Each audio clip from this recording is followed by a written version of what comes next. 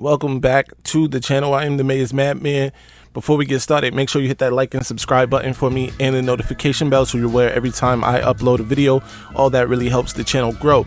Today we got a lot to discuss. We're going to talk a little bit about Michigan recruiting, including a 2024 corner who will be making his decision August 10th and the number one recruit in the 2025 class setting up a visit back to Ann Arbor. But of course we got to talk about conference realignment and what's going on with the Pac-12, all that, and of course I'm upset.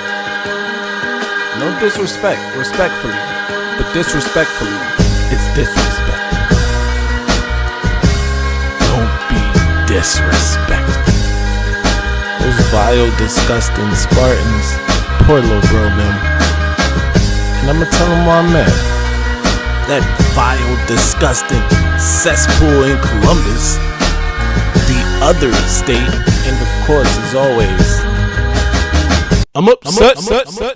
Let's get right into it, starting with three-star cornerback Jeremiah Lowe. Jeremiah Lowe out of Lexington, Kentucky, Frederick Douglass High School. He's a three-star corner, 5'11", 170-pounder, rated the 85th ranked corner in all of America and the 11th ranked player in the state of Kentucky. He recently got that offer from the University of Michigan. Of course, Michigan having to change gears after losing out on or missing on Aaron Scott from Springfield, the four-star out of Springfield, Ohio. But they did pick up Josiah earlier in the week, and they are in good position to land Jeremiah Lowe out of Kentucky. Lowe will be making his college decision on the 10th. We will have it here on the Maize Madman channel live. Be sure to tune in August 10th. Boston College, Eastern Kentucky, Kentucky, and Marshall are some other schools that he'll be making his decision or parsing his decision through. So, as I said, Michigan is in a good position to land Lowe. Moving right along, the number one recruit in the class of 2025, Mr. David Sanders out of Providence Day School in Charlotte, North Carolina, had high praise for Michigan coming out of the barbecue at the Big House. His first time on campus, actually. He was able to bring his family, bought a Michigan shirt on his way to the stadium. Obviously had a great time once he arrived. One of the things he talked about that stuck out to him was the time that Coach Jim Harbaugh spent with he and his family.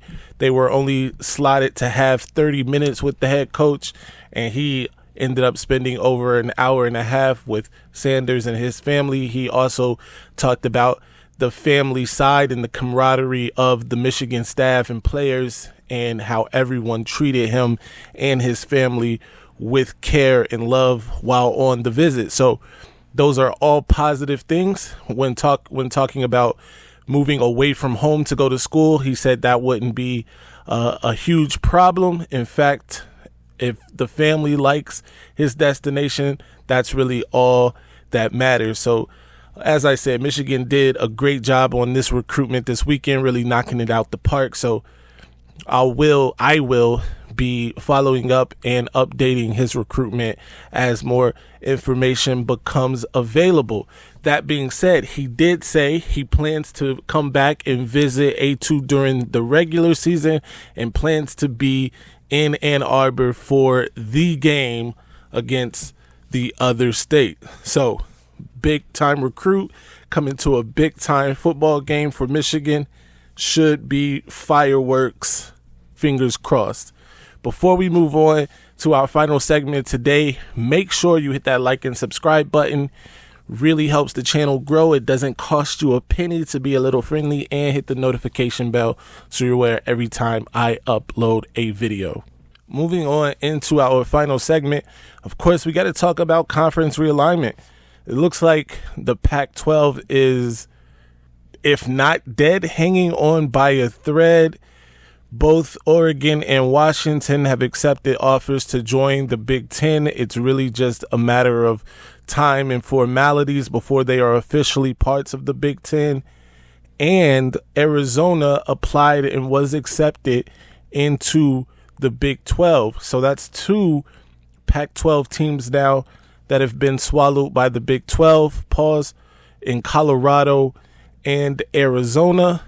And to that point, Arizona State and Utah have both ramped up, according to sources, ramped up their talks to join that league as well. Of course, we know the Big Ten got the big fish out of there in Oregon and USC. But before Oregon joined, USC and UCLA both were committed to joining the Big Ten in 2024.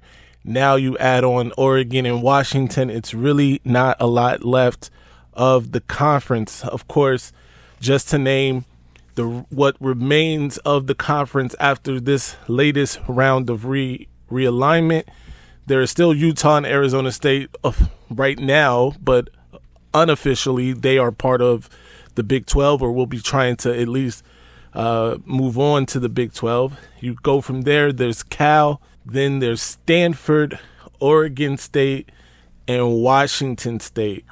It really is dwindling here. It's down to really nothing. It's a sad day for college football, really sad day for the Pac-12, of course.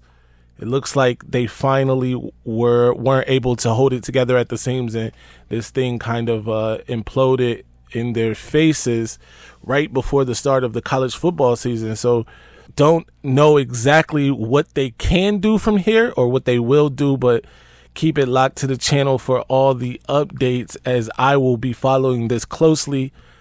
What this means for the Big Ten. The Big Ten now will have 18 member schools in the Big Ten when you add Oregon and Washington, along with USC and UCLA.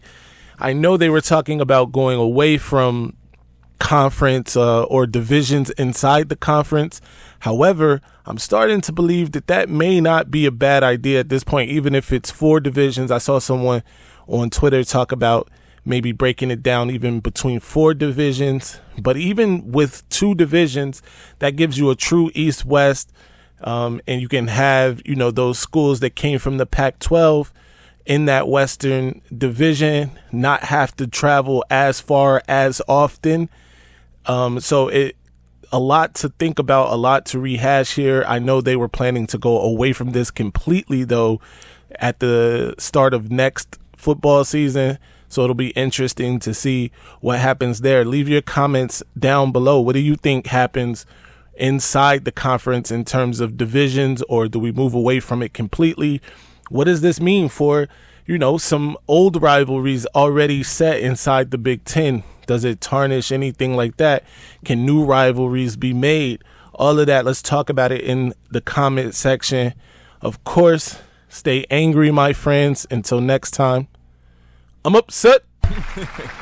Ladies and gentlemen, this might be our best season ever. Our ratings, they're about to go through the roof. All right, now I'm gonna calm down. So I'm gonna calm down, son. I just don't get that all that Maize and that lock and all that. I just don't get it, son, for real. Just calm and how down. the